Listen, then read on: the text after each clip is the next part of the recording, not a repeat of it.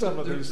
There's a couple of really interesting things that come to mind. First, I just want to recall that there was a researcher back in the late 80s, early 90s, who's now at Disney, a fellow named Lanny Smoot, who was at Bell Communications Research, who did a sociological study of how people collaborate.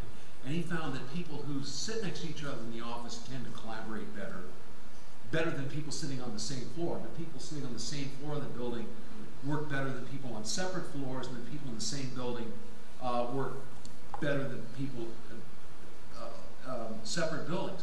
And so he built one of the very, very first casual telepresence systems, where he took 2 coffee areas in 2 buildings and made it possible for people in different places to just casually interact. And then he did some quantitative studies and found there was in fact an increased productivity of the work groups that were affected by this casual display. So I want to just... They were all fully dressed when they came to the casual area. Yeah. Yeah. Then there's the other kind of aspect of this continuous telepresence is that I've heard many anecdotes now of people who turn on Skype video for extended periods of time and have casual interactions with family members at great distance.